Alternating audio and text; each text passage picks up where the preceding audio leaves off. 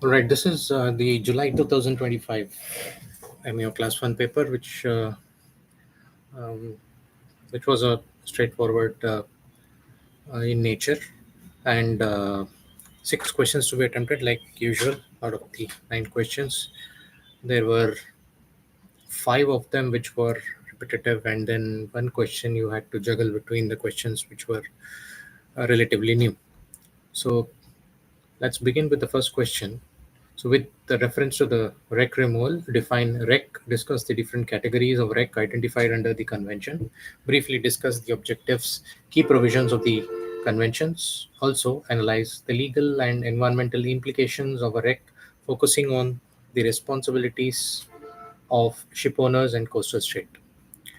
Now, wreck removal convention, as we also know, it is the Nairobi International Convention on Wreck.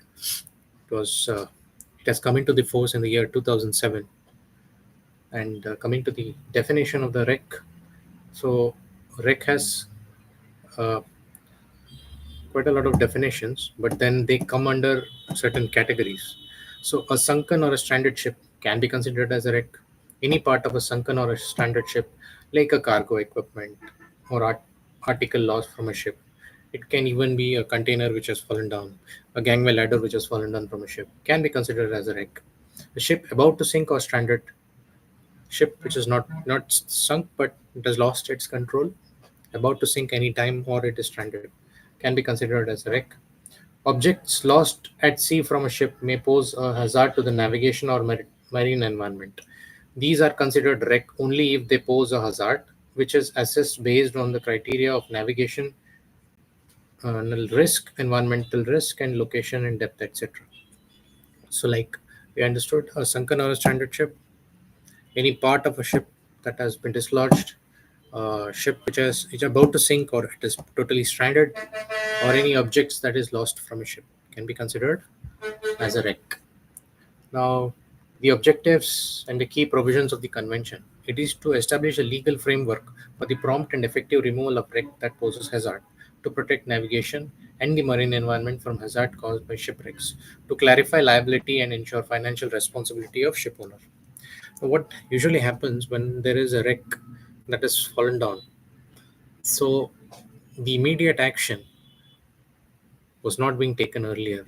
Like there was no owner of the wreck, and nobody used to take the responsibility of who is going to take care of the wreck, in terms of who will take care of um the liabilities that come out of it. Also, who is going to clear it. So the role was not very clear among various stakeholders. So this REC Convention 2007, the Nairobi Convention, has brought in some guidelines and some clarity over the responsibilities.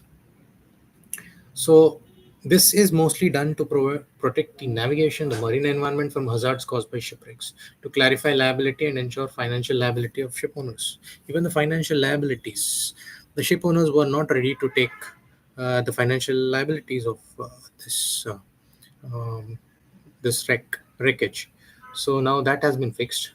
So the key provision, actually, we see it from the Article 6. The scope applies to wreck in exclusively economic zone of a state party and optionally within the territorial sea if declared. And Article 6 of the provision, hazardous determination, coastal state assesses if the wreck poses a hazard based on criteria like location, depth, environmental damage, etc. Now here you will observe that the coastal state, in this case, is the primary identifier of a wreck, and also they assess the kind of hazard it is going to pose based on uh, the location, the depth of the wreckage, the environmental damage or risk it can possess. Ship owner liability comes under Article 10. Ship owners are strictly liable for the cost of locating, marking, removing hazardous wreck. Now, the uh, initial job can be initiated by the coastal state, but then the liability of the cost in locating the wreck, marking the wreck, and also the removal of the wreck lies with the ship owner. Insurer requirement, that is under the Article 12, if the ship is greater than 300 gross tonnage, must maintain a compulsory insurance or financial security to cover wreck removal liability. That is why we see the wreck removal certificate over most of the vessels. So any ship which is more than 300 gross tonnage is supposed to have the compulsorily supposed to have this insurance or financial security. Direct action, that is again under Article 12, coastal state can direct action against insurer to recover cost if the ship owner defaults. So if the ship owner defaults, then the insurer is supposed to pay for it. Reporting and locating, masters or operators must report wrecks, and affected state must locate and mark hazardous wreck. See again, the primary responsibility lies with the master of the vessel from which the wreck has been dislodged.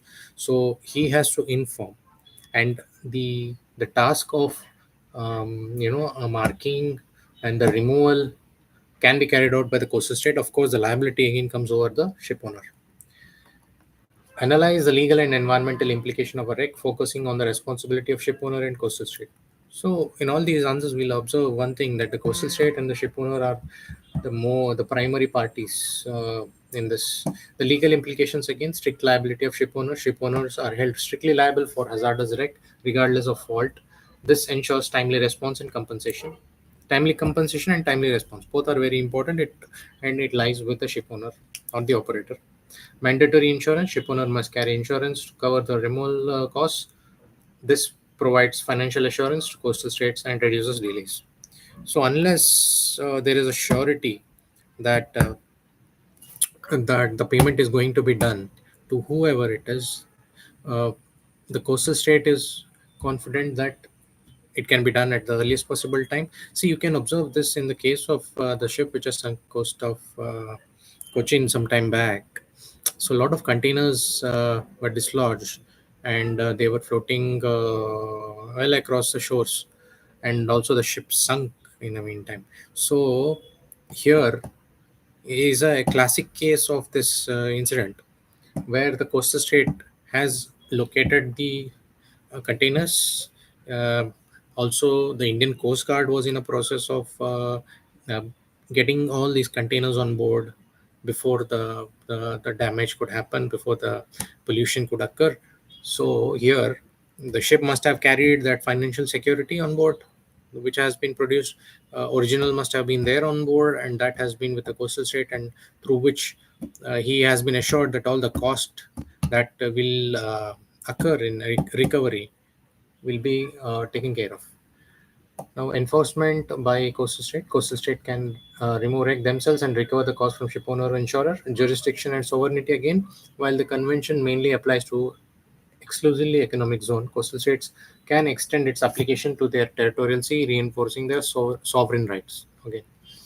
Environmental implications. Marine pollution risk. Wrecks wrecks can release oil, hazardous cargo, or pollutants, causing long-term environmental harm. Proactive hazard removal. By enabling quicker removal, the convention reduces the time wrecks remain as a potential source of pollution. So there is always an urgency in removing this wreckage. Responsibility of the environmental cleanup. Again, if environmental damage occurs, ship owners are responsible for mitigation, cleanup costs under both this and other conventions. So ship owners are taking care of the two part, that is informing initially, and also the cost. Cost is borne by it, and the coastal state, after getting the information, they are going to mark it. They are going to identify the kind of damage it possibly can cause, and they'll catch hold of this ship owner and uh, get the financing on the insurance part done, right? So this covers the answer for the first question. Now we'll move to the second question, that is, explain the life cycle analysis of fuel used in ship operations. What are the different stages of life cycle analysis of fuel? Discuss well to wake, WTW, and well to tank, WTT concept employed in greenhouse gas emission calculations of fuel used in maritime sector. Explain with justification which of these methodology would be feasible for the shipping industry.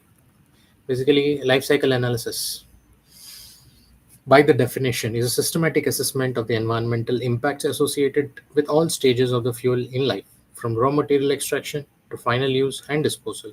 In the context of ship fuels, it evaluates that the total greenhouse gas emission and environment impact from production to combustion. LCA is used to compare the environmental performance of conventional and alternative marine fuels, which will include HFO, LNG, methanol, hydrogen, ammonia, and biofuels. Stages of a life cycle analysis of marine fuels: feedstock extraction, that is from the well, involves extraction of raw materials such as crude oil, natural gas, biomass, or hydrogen feedstock, includes associated emission from mining, drilling, land use, etc. Fuel production tank covers refining, processing, or synthesis of fuel, includes energy and emission involved in transforming feedstock into usable marine fuels. Fuel transportation and storage includes emission from transportation fuel to bunkering ports, also considers emission from storage and handling operations. Fuel combustion, wake, represents the final use stage where the fuel is burned in ship's engine, major contributor to CO2, NOx, SOx, and particulate emission.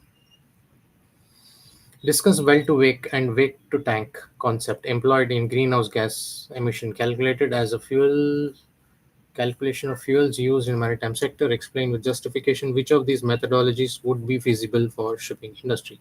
Well to wake covers greenhouse gas emission from feedstock extraction to fuel delivered on board, includes resource extraction, fuel production and refining, transport to bunkering, excludes emission during fuel combustion, useful for analyzing upstream fuel chain supply efficiency, and well to wake encompasses all emissions from fuel extraction to onboard combustion, combines well to wake emissions, well to tank emissions, again provides a comprehensive assessment of the total climate impact of a fuel, captures full life cycle greenhouse gas impact critical for fuel comparison.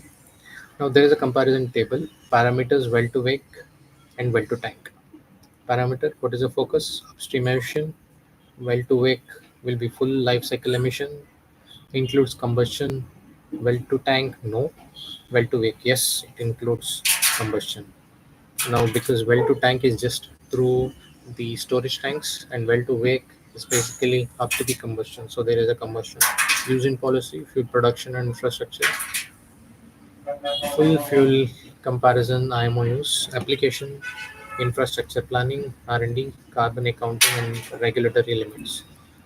Justification for preferred methodology in shipping industry. Well to wake is a more feasible and effective approach to maritime sector because IMO and European Union guidelines are increasingly adopting well to wake methodology to allow for a realistic comparison between fossil fuels and alternative fuels.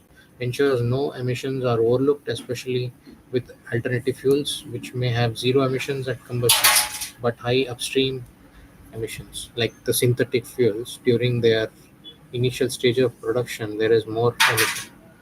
Supports carbonization goals and transparent carbon accounting. Again, to conclude, life cycle analysis enables a holistic understanding of the environmental impact of marine fuels. Well to wake provides a full picture of emission and is thus the most appropriate method for the shipping industry to have a better transition to a greener fuel. Now, again, let's go to the conclusion. That is, life cycle analysis enables a holistic understanding of environmental impact of marine fuels. Well to wake provides a full picture of emissions and is thus the most appropriate method for shipping industry to have a transition to a greener fuel. Question number three is what are the standard charter parties and enumerate the advantages of having a standard charter party. Discuss risks that can be covered under charter's liability insurance. 4 is again to discuss if the charter can be liable to pay compensation for cargo loss or damage as per bill of lading. Discuss if the charter can be liable for payment of oil pollution damages compensation under IMO convention. Now, coming to the standard charter parties, are pre-drafted, widely accepted contractual forms used in marine trade for different types of charterers, that is time, voyage, or bareboat. These are typically created by the organizations such as BIMFO, which stands for the Baltic International Maritime Council. There are certain standard charter parties like the GENCO, NIPE, BERCON, and Shell Time. Usually we use the GENCO for voyage charterers and I think Shell Time for oil tankers. Advantage is a clarity and familiarity. Standard forms are familiar to shipowners, charterers, lawyers, and arbitrators, reducing misinterpretation and disputes. Lifetime and cost efficient, saves time, legal expenses in drafting bespoke contracts. Three, balanced terms, carefully worded to balance the rights and obligations of both parties. Four, legal precedents available. Many standard forms have been interpreted in court of or the arbitration, offering legal certainty. B is again discuss the risk that can be covered under charter's liability insurance. Charter's liability insurance protects the charter from various third party claims and contractual liability. Typical risks covered include damage to the hull. If the charter's operations cause physical damage to the ship, pollution liability. If pollution occurs due to charter's cargo handling or instruction, damage to cargo, liability to cargo damage due to negligence in stowage or routing, fines and penalties for customs or immigration violation arises from charter's operations, wreck removal costs if charter cargo or instruction leads to grounding or wreck, third party injury or death arising from charters or crew operation on board. So these are certain charter liability insurance that protects the charter from various third party claims and contractual liabilities. Damage to the hull, pollution liability, damage to cargo, fines and penalties, wreck removal costs, and third party injuries like death. Can a charter be liable to pay compensation for cargo loss or damage as per bill of lading? Compensation for cargo loss. Yes, in certain circumstances. Let's know what are the circumstances. While usually the ship owner is liable for under a bill of lading, the charter must be held liable if charter issues a bill of lading as a carrier, right? He issues bill of lading as a carrier and not as a charterer. If charter party bills, if the charter is named as a carrier, they can be held liable under Hague-Visby rules or the Local Carriage or the Goods Act. Negligence or improper instructions. So instructions are improper. That's why you have those crystal clear mails and the charter party rules articles basically. If cargo damage is due to charter's direct actions, that is improper loading orders, they may be liable. Time charter involvement in cargo operations. Time charterers who assume responsibility for stowage, routing, or port selection can be exposed to liabilities. In time charter, where the charterers are responsible for stowage, routing, and the port selection, then yes, they can be liable for the cargo damages. Can charter be liable for payment of oil pollution damages? Compensation cost under the IMO convention. Generally, no. Liability under the IMO pollution convention primarily rests with the registered ship owner. However, charterer can be held liable under certain circumstances or through recourse claims. Like the key points that we need to look for is the CLC 1992. Liability is strictly on the ship owner. Charter manager and operator are explicitly exempted unless damage was caused with their actual fault or privity, right? The fund convention also supports in of the 1992 supports it. Also, the direct claims to the owners and the IOPC fund or charterers. Okay, charterers may be liable if pollution results from their instruction, gross negligence, or contractual breach. It's quite rare in nature. Contractual liability and recourse action. Ship owners may seek indemnity from charterer if pollution costs arose due to charterer's fault.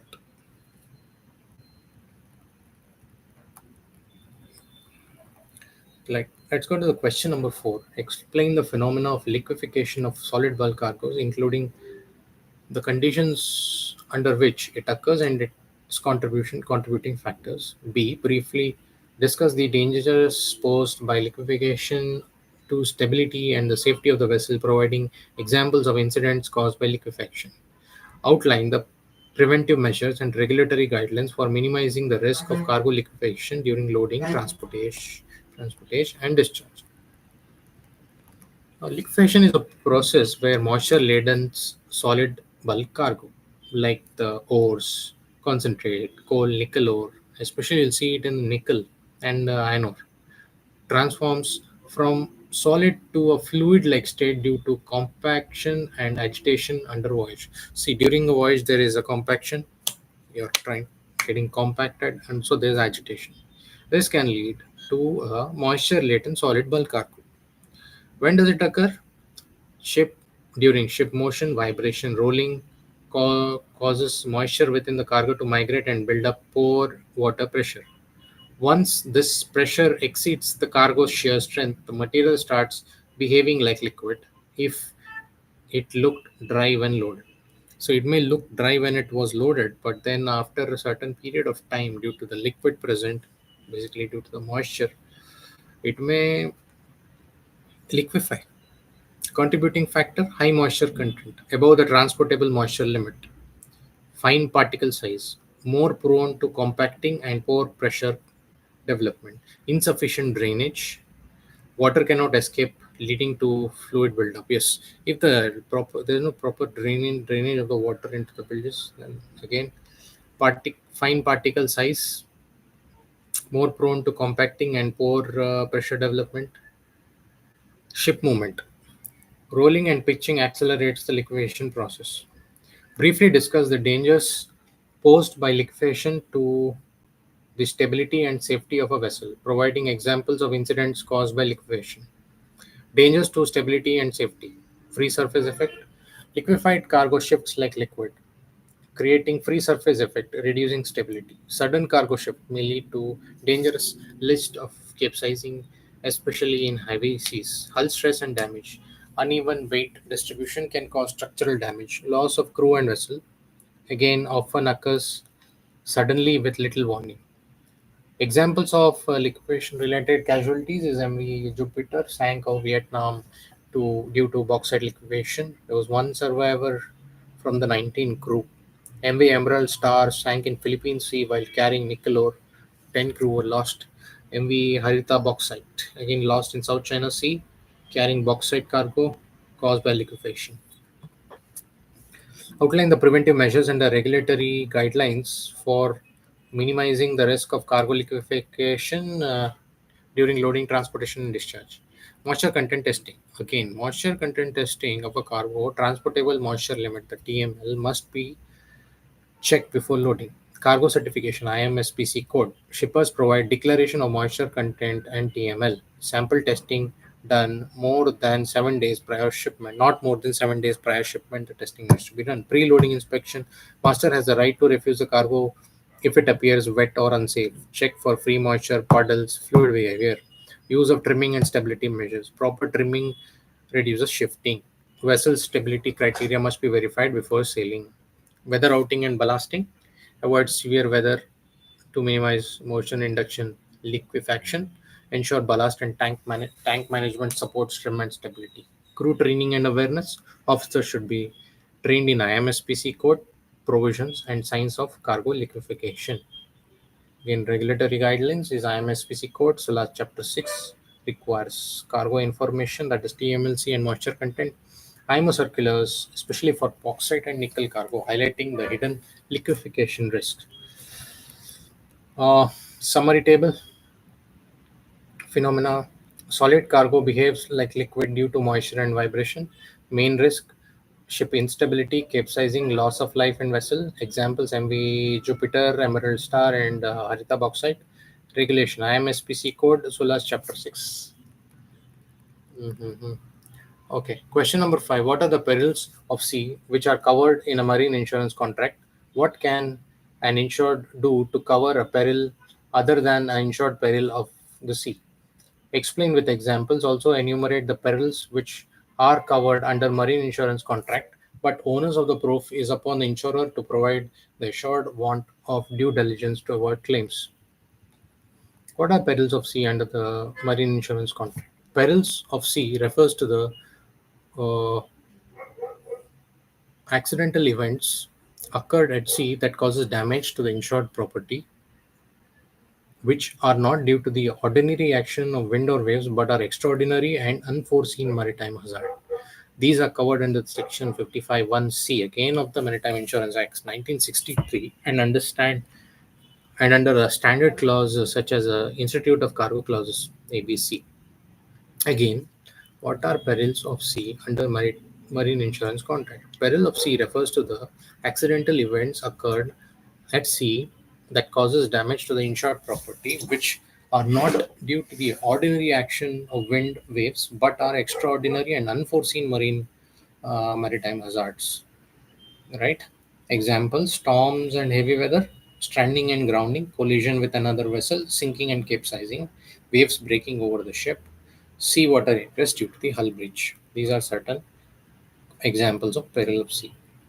What can be insured? What can an insured do to cover a peril other than insured peril of sea? If the insured wants, what do you say? If the insured wants the protection from the risk not normally covered under the basic policy, they can take out all risk insurance. Institute cargo clauses offers wider coverage, add specific extensions and endorsement, like the riders that we have. Example, war and risk strikes covered under the Institute war clause, Institute strike clause. Piracy may need to be added as an endorsement, especially if excluded. Containment, delay and rejection risks in perishable goods, inherent vice or leakages, usually excluded but may be covered with specific endorsement. Examples, a ship owner transporting electronic goods fears condensation damage, usually not covered in inherent vice. He can request a special endorsement to cover the risk by paying additional premium. Right? There are a lot of containers which carry these newly made mobile phones, the cellular phones, and there is and also a lot of uh, electronic goods which can be damaged by any kind of moisture in the environment. So they can take another addition. They can pay an additional premium to cover this peril covered, where the onus is on the insurer to provide lack of due diligence by the assured. Owner needs to prove the lack of due diligence. Certain perils covered by default, but if insurer believes that the loss is due to the assured's negligence, the burden of the proof lies on the insurer. These are typically covered under institute time clauses, hull or cargo clauses, subject to the assured exercising the due diligence. Examples of such perils are ship being unseaworthy, simple, latent defects in hull and machinery, negligence of master or crew, fire or explosion, pollution or environmental damage. Correct. Legal principles like Section 55 2A. We earlier spoke of another Section 55 of the Marine Insurance Act. Losses arising from the assured lack of due diligence can be excluded. The insurer has the burden of proof to show the peril occurred due to want of due diligence by assured and lack of diligence was material to the loss. Right? Now, to conclude, the marine insurance contracts are built around protecting the assured from unforeseen maritime perils, but they do not act as blanket coverage. The insured must exercise due diligence, while insurer must prove negligence to deny claims arising from covered perils. Additional risk can be protected via endorsement or extended cover policies. Now, question number six, basically, the it deals with the gender equality in one of the goals of the UN SDG, the Sustainable Development Goal. So, discuss the importance of gender diversity in maritime industry and the challenges faced by women in this sector. Explain the role of International Maritime Organization in promoting gender equality in shipping, and elaborate on the initiatives taken by the Indian government to reduce the gender gap in the maritime workforce. Importance of gender diversity in maritime sector. It aligns with the UN, promotes inclusive growth. It aligns with the UN's SDG Goal 5, gender equality, supporting broader development goals, enhancing innovation and decision making. Diverse team brings multiple perspective, leading to better problem solving and innovation. Again, addresses skill shortages, encourages women to join maritime sector, helps fill the growing global demand for skilled seafarers and maritime professionals. Improve company reputation and compliance. Gender inclusive companies are more attractive to stakeholders and often benefit from the CSR and the ESG advantages. Like most of the companies, they recruit women seafarers, um, of course, as part of including them in the larger maritime industry. Also, they draw certain benefits in terms of corporate social responsibility, and also it is uh, one of the audit requirements Yes, social justice and equal opportunity acknowledges and corrects historical imbalance in employment opportunity at sea and ashore. Challenges faced by women in maritime sector. Again, male-dominated culture persists in maritime industry. Traditionally male-centric, yes, especially on board ships, leading to gender bias and isolation. Harassment and discrimination, incidents of sexual harassment, lack of support system, and fear of reporting are prevalent issues. Limited career advancement, fewer opportunities for promotions or command roles due to biases and stereotypes. Work-life balance and maternity issues, long duration of at sea and lack of facilities creates barrier for women with families. Yes, lack of infrastructure and policies. Many ships and port lack gender-sensitive facilities such as separate accommodation and sanitation. B. IMO role in promoting gender equality and Indian government initiatives. Role of International Maritime Organization. The IMO actively supports gender equality through capacity building, awareness campaign, and technical cooperation. Key IMO initiatives: Women in Maritime program provides technical training, scholarships, and leadership development for women. IMO Women in Maritime Association. Yes, Women in Maritime Association is again the WIMA, a regional network in Africa, Latin America, Pacific Asia to empower women in maritime roles. IMO Gender Equality Strategy encourages member states to integrate gender perspectives into maritime policies and practices. International Day for Women in Maritime, that is the May 18th, promote visibility and awareness of women contribution in the industry. Collaboration with Vista International to promote diversity and collect data on the gender gap in maritime employment. Initiatives by Indian government to promote the gender equality in maritime sector. Admission of the woman in the Maritime Training Institute. They provide a subsidy of around 1 lakh. That is what I understand. Uh, for any female candidate who wants to enroll. Yes, they are. They are taking. There is an intake in both nautical as well as marine engineering stream. Support for female cadets. Encourage of onboard placements for female cadets with incentives for ship owners. Manning policies again. DG Shipping has issued a circular mandating zero tolerance for sexual harassment and promoting safe working environment. That is a basic thing that needs to be provided. Sagar Samman Award and recognition. The government recognition of outstanding contribution of women. Uh, of women in maritime to raise awareness, training and awareness campaign run in collaboration with NGOs and international bodies to promote gender equality, dedicated helplines and redressal mechanism, that is for women seafarers to report grievances and get immediate support. And to conclude, gender equality in maritime sector is crucial for sustaining an inclusive maritime future. While IMO and the government like India are taking proactive steps, continued efforts in policy awareness and cultural transformation is essential to bridge this gender gap. So this covers 6 questions which were easy and needs to be answered in this July 2025 paper. Um, I hope you are familiar with the questions being asked in this particular month. They have been discussed here. You can you can easily go through this video and quickly be familiar with the questions, with the answers, and be prepared for the upcoming exams. I wish you all the best. And before I leave, please do like this video, subscribe, and share so that it can reach a lot of students, may help them definitely.